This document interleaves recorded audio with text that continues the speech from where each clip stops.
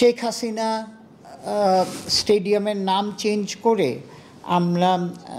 আমরা যেটাকে বলা হবে এখন এনসিজি, ন্যাশনাল ক্রিকেট গ্রাউন্ড, এটা করা হয়েছে। আর কিছু আপনার ওই যে কাবাডি ভিশনাল হ্যান্ডবল ফেডারেশন, তারপরে আমাদের ফর্মার বিসিবি কাউন্সিলর মেম্বার, উনি অসুস্থ, তারপরে সাদিয়া ইসমেন ওয়াইফ হাম্পো লেট মাজহারুল ইসলাম মৃদুল, তার বাচ্চার স্কুলিংয়ের দায়িত্ব আমরা নিচ্ছি। মৃদুল ওয়াজ বাংলাদেশ টিমের ক্রিকেটার, তার এইগুলি অ্যাপ্রুভাল হয়েছে। সো বেসিক্যালি আপনার এই কতগুলি জিনিসে আমরা আজকের ডিসকাশন ছিল আর অ্যাপ্রুভাল হয়েছে। যে প্রসঙ্গটা নিয়ে যাচ্ছেন সেটা সবার জন্য খুবই লজ্জার।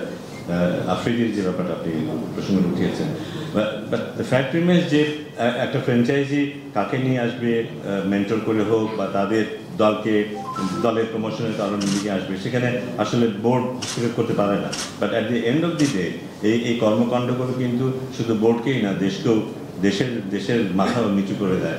সো এটা তো ডেফিনেটলি আমাদের নজরে এসেছে এবং এটা নিয়ে আজকে আলাপ হয়েছে। বিশেষ করে এটা নিয়েও আমাদের আজকে আলাপ হয়েছে, আমরা কিভাবে একটা ডিফেন্স মেকানিজম তৈরি করব যেন কেউ চাইলেও ভবিষ্যতে এমন কিছু করতে না পারে।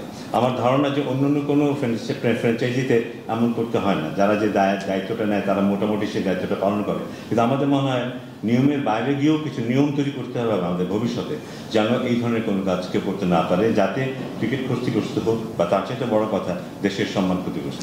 অবশ্যই এটা আমিও আগে বলেছি বোধহয় একবার, যে আমাদের আদর্শ প্রিপারেশন বলতে যেটা বোধহয় সেটা হয়নি, একেবারেই হয়নি। হ্যাঁ, দায়িত্ব আমাদের অবশ্যই যে আমরা ঠিকমতো পরিকল্পনা করতে পারিনি। বাট আপনারা এটা আসলে জানেন যে আমি যখন এখন ক্রিকেট অপারেশনসের দায়িত্বে আছি, সেটা একেবারে রিসেন্টলি আমার পক্ষে সুযোগ ছিল না ক্রিকেট অপারেশনের স্বার্থ দেখাটা সরাসরি।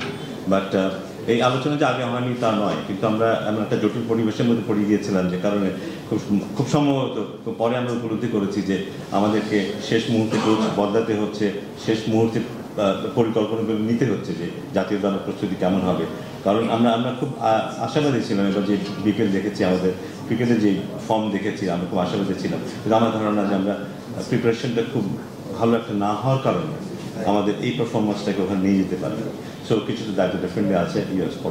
আমরা আজকে অ্যাপ্রুভাল দিয়েছি যে বিসিবি ওয়েলফেয়ার ট্রাস্ট, এটার একটা অ্যাপ্রুভাল দেওয়া হয়েছে, ইনিশিয়াল একটা ফান্ড দেওয়া হয়েছে, এখান থেকে ট্রাস্টিও নাম দেওয়া হয়েছে, এগুলো আপনারা ইয়েতে পেয়ে যাবেন। সো এই ট্রাস্টটা ফর্ম করা হলো, এটার বেসিসে আমরা মানে জনহিতকর কাজ করতে পারবে ট্রাস্টি, এটা তো আগেই ইয়ে ছিল। দ্বিতীয় হচ্ছে যে ফার্স্ট ক্লাস ক্রিকেটারদের, আমরা যে 100 জন ফার্স্ট ক্লাস ক্রিকেটারদের যে স্যালারি দেওয়া হয় সেটার লিস্টটাকে রিনিউ করার জন্যে সিলেক্টর প্যানেল আমাদের যাদের দিয়েছি সেটার অ্যাপ্রুভ করা হয়েছে। তারপরে আপনার extension of employment of team coach Shahed Mahmud, spin bowling coach, game ডেভেলপমেন্টের তার 6 মাসের এক্সটেনশন করা হয়েছে। তারপরে মুশতাক আহমেদের কোচ, যেটা আমাদের লেগ স্পিনার, তার কন্টিনিউ করা হবে। আর যেটা আরেকটা হচ্ছে যে আমরা কাজী হাবিবুল বশর, আগে যে আমাদের ওমেন্স ডিপার্টমেন্টটা দেখতো, তাকে মুভ করে আমরা head of game development, program coordinator of game development করা হয়েছে। আর আরেকটা হচ্ছে যে আরেকজন আমরা Fauzia Huda, strength and conditioning coach, Bangladesh women's national টিমের জন্যে 6 মান্থের জন্য অ্যাপয়েন্টমেন্ট করা হচ্ছে, তাকে দেখা হবে তারপরে যদি ইয়ে হয়। তারপরে আরও 3টে ফিজিওথেরাপিস্ট নতুন অ্যাপয়েন্টমেন্ট করা হয়েছে কন্ট্রাকচুয়াল বেসিস।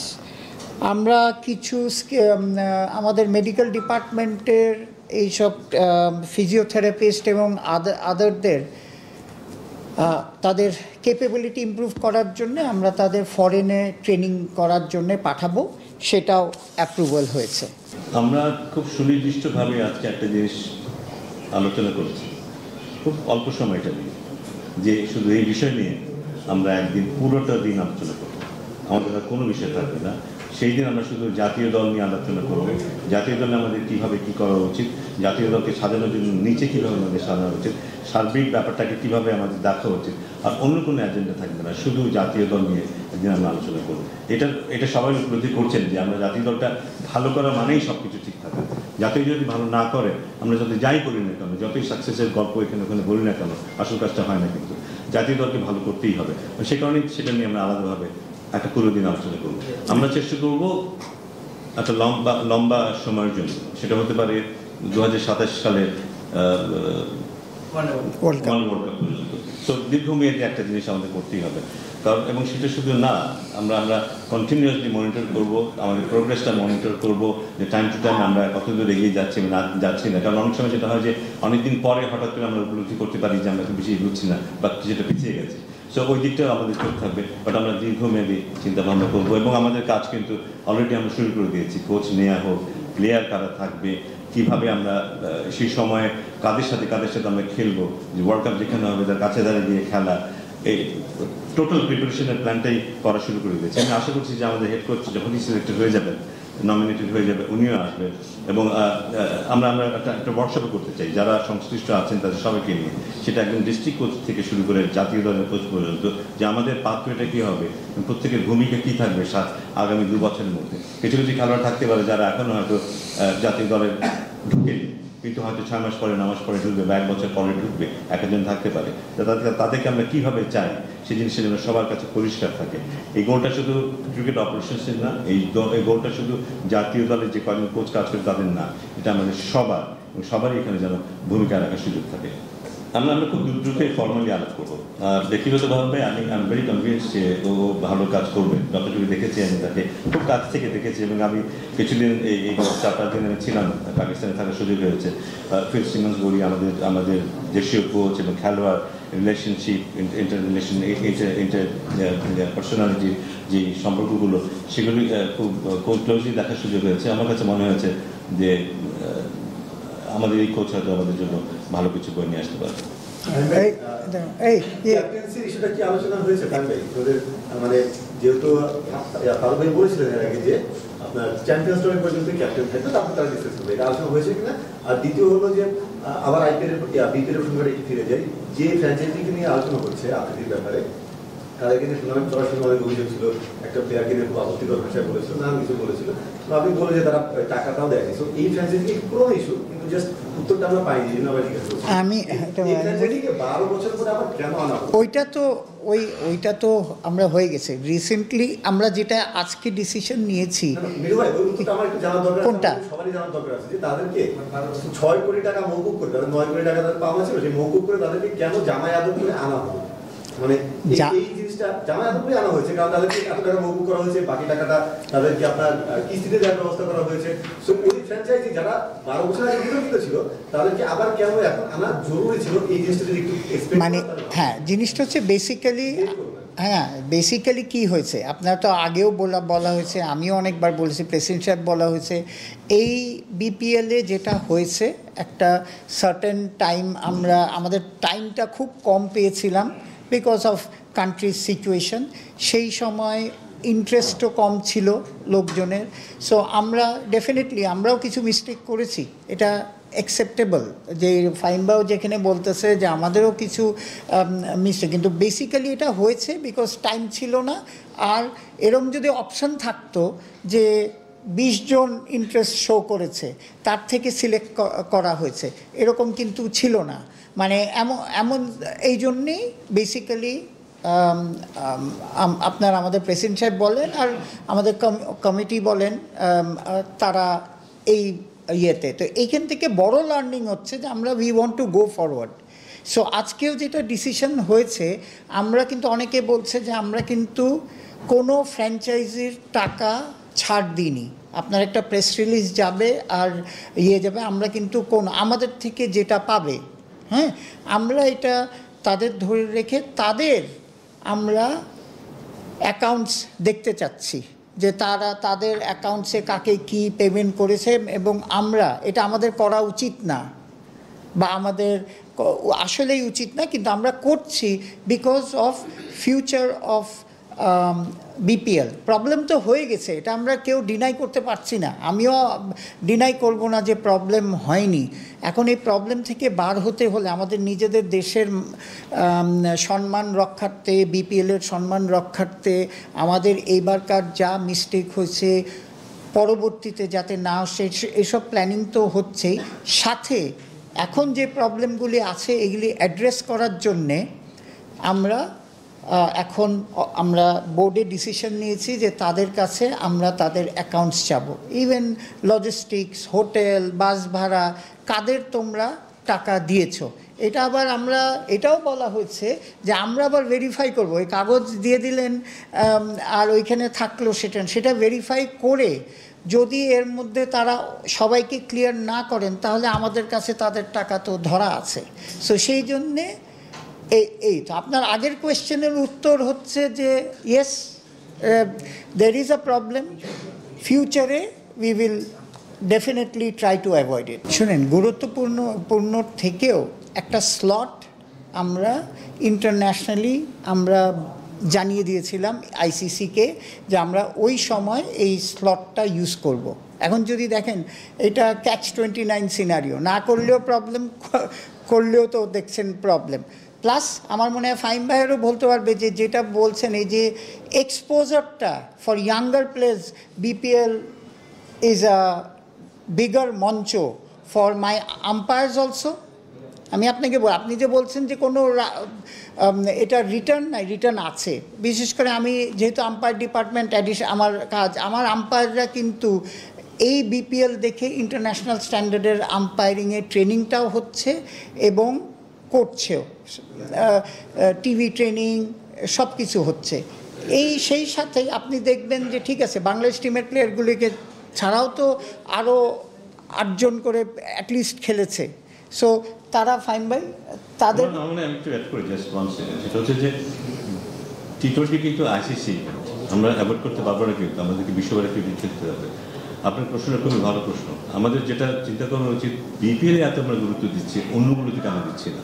আমার মনে হয় এই গুরুত্বটা যদি আমরা আমাদের ফার্স্ট ক্লাস ক্রিকেটে দিই, সমান গুরুত্ব যদি আমরা আমাদের 50 ওভার্স ক্রিকেটে দিই, আমাদের ক্রিকেট আমার মনে হয় 2 বছরের মধ্যে 50% উপরে উঠে যাবে আমার বিশ্বাস।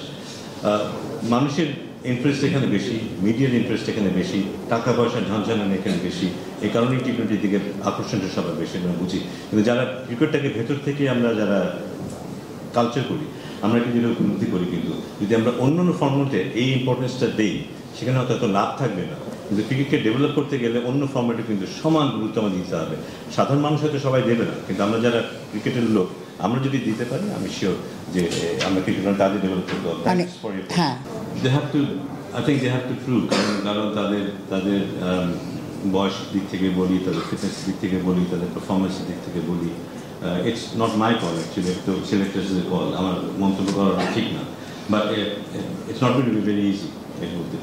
না তারা এটা আমি জানি ওনার থেকে বেশি, এটা তারা কন্টিনিউয়াসলি অনেকের সাথে বসেছে, যেহেতু টোটালি একটা ইন্ডিপেন্ডেন্ট কমিটি, হ্যাঁ একদম অনুযায়ী একটা আমাদের জাস্টিস সাহেবের আন্ডারে ওনারা করে জানানোর কিছু নাই আমাদের, ওনারা রিপোর্টটা দিবে। সো উই আর ওয়েটিং রিপোর্টটার জন্যে। আমরা বলেছি এখন হচ্ছে কি ডেডলাইনটা হচ্ছে, ওনারা তো নানান জনের সাথে কথা বলছে, কিন্তু যেখান থেকে প্রথমে তো আমাদের অ্যান্টি করাপশনের সাথে বসেছে, তারপরেও কিন্তু ওনারা রেগুলার বসছে। সো আমরা জিজ্ঞেসও করতে পারি না, যেহেতু it's a independent committee, but এইটুক জানি যে ওনারা অনেক দূর এগিয়েছে, হয়তো সহসাই আমরা পাবো। But they are doing a fantastic serious job, মানে এটা ডিনাইলের কিছু নেই। যেটা বলতে পারি যে যেইটুকু অল্প সময়ের মধ্যে আমরা একটা ডিসিশন নিয়েছিলাম, এটা হচ্ছে তখন যেইভাবে মানে ফরম্যাটটা ছিল, মানে যারা ইনভলভ ছিল তারা আমি যদি আজকে ওই ডিসিশনে থাকতাম তাহলে আমি আপনাকে স্ট্রেট কথা বলতে পারতাম যে বেসিক্যালি হোয়াট হ্যাজ হ্যাপেন্ড। আমাকেই কেন বলা লাগবে? না, না, আমরা যারা নিল এই ডিসিশনটা তাদেরকে ইফতেখার রহমান মিঠুনের প্রশ্নটা করে না। করা হয়েছে এটা হচ্ছে দিস ইজ দ্য যেটা হয়েছে basically it is a big learning, ঠিক আছে? আপনারা বিগ লার্নিং আগে টাকা দেয়নি তখনই তো লার্নিং হয়ে গেছে মিঠু ভাই। হ্যাঁ। তারপর আরেকবার ডেকে এনে লার্নিং করা দরকার।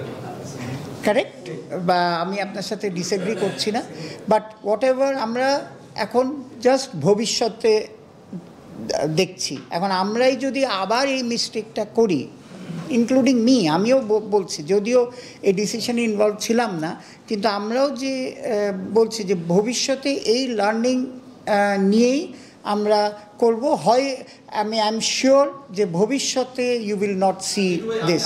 মান সম্মান তো ডেফিনেটলি আগেও এই কথা উঠে ওইভাবে দেখেন, ক্রিকেটটা ভালো হয়েছে, আই এম সেইং যে উইকেট খুব ভালো হয়েছে, আম্পায়ারিং ভালো হয়েছে, ক্রিকেটটা ভালো হয়েছে, দর্শক মাঠে এসেছে, এইগুলি, তারপরে ticket sell, highest ticket sell হয়েছে। সো এইগুলি কিন্তু পজিটিভ সাইড ছিল। তার থেকেও নেগেটিভ সাইড হচ্ছে ডেফিনেটলি আপনি যেগুলি বলছেন সেগুলি হচ্ছে নেগেটিভ সাইড। সো আপনি যদি মাপ, তো মাপ দেওয়া যাবে না, তো মাপ হলে হয়তো অ্যাচিভমেন্ট হয়তো কম হতে পারে, কিন্তু একটা জিনিস হয়েছে যে আগের বিপিএলের সাথে যদি সবগুলি তুলনা করেন, আমাদের স্পেকটেটর বেশি ছিল, হ্যাঁ, টিকিট সেল প্রপারলি হয়েছে, আম্পায়ারিং কোনো কমপ্লিকেশন ছাড়া, হ্যাঁ, এইটাই তো, এইগুলি আমরা এখন অ্যাড্রেস করছি, সেই জন্যই তো আমরা এটা আমি ছোট্ট করে বলি, it is very obvious that we have chosen the wrong franchises. Yes, it is obvious. দেখেন, এটা এখানে সময় নষ্ট করে লাভ নেই। We have chosen the wrong franchises, যারা কেউ তো হোটেল ভাড়া দিতে পারেনি, কেউ বাস ভাড়া দিতে পারেনি, এই পর্যায়ে পর্যন্ত গেছে। সো আমরা যখন একটা চুজ করেছিলাম, আমরা নিশ্চয়ই এটা এক্সপেক্ট করি নাই যে এটা এই পর্যায়ে যেতে পারে। আমরা জানতাম যে ইকোনমিক্যালি সবাই কিছুটা চাপের মধ্যে আছে, হয়তো একটু দেরি হতে পারে পেমেন্ট করতে, হয়তো আমরা গ্যারান্টি মানে যেভাবে রাখি সাধারণত সেভাবে রাখতে পারবো না, বা একটু দেরি হবে, কিন্তু এটা যে এই পর্যায়ে পর্যন্ত যাবে বা এই সিচুয়েশনের মধ্যে পড়তে হবে, এটা কিন্তু আমরা স্বপ্ন ভাবি। সো ওই না ভাবতে পারাটা আমাদেরই দায়টা, আমাদের। সো এটা আমরা মেনে নিচ্ছি। বাট মিঠুর মতো আমরা এটা ভালো করেছি, এটা ভালো করেছি, এটা ভালো করেছি, এটা আমি বলতে যাবো না, কারণ ভালো করার জন্য আমরা এখানে এসেছি। সো দ্যাট ক্যানট বি বলার মতো কোনো কিছু না। খারাপ যেটা হয়েছে সেটা যেন ভবিষ্যতে না হয়, সেটা আমরা সচেতন থাকবো, এই ব্যাপারে একদম 100% অ্যাড্রেস করবো।